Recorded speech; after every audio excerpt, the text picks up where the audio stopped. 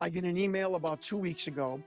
Says he was in the military. He worked for DIA, a three-letter agency. He said that Lockheed eventually broke through, his words, of how to successfully reproduce NHI, a non-human intelligent craft. They were so successful at it that they ended up not informing the government. Lockheed created its own, and this is in the 70s, created its own recovery team that they were actually tracking extraterrestrial craft along with aspects of the government, whether that be NORAD or JSOC. Because Lockheed had developed advanced radar systems. They had their own aircraft and helicopters, and they developed this recovery team. And they also developed their own recovery team. So this team, listen to me very closely, folks, so that this team could pounce on their Lockheed craft that they reproduced that might have crashed, so the government didn't get it. Does that make sense? So we've created this really advanced extraterrestrial-esque craft. We've lied to the government about it because we're going to hide this and just use it for our own good, for whatever that is. And if this crashes, we need to recover it before the government recovers it. He says that in 2004, a Lockheed ARV, an alien reproduction vehicle, was flying in South Nevada. I will not give the small town, and it crashed.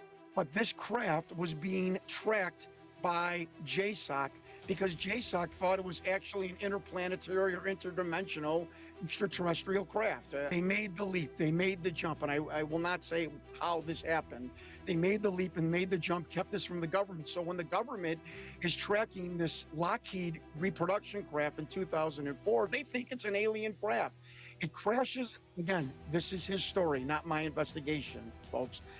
It crashes in southern Nevada.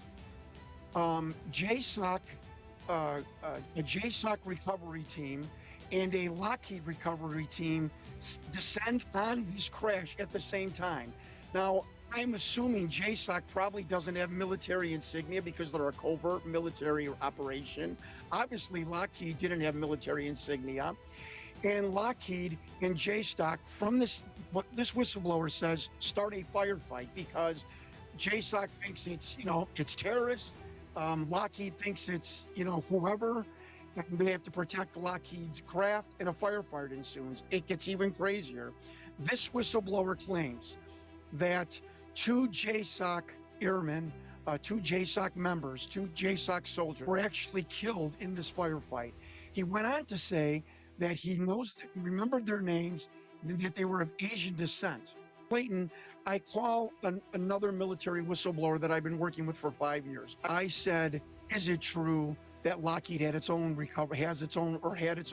alien recovery team? Absolutely. Everyone knows this. And this whistleblower, former Lockheed employee, and I'll end with this, Clayton, he claims that the David Grush, people have been killed to keep this secret.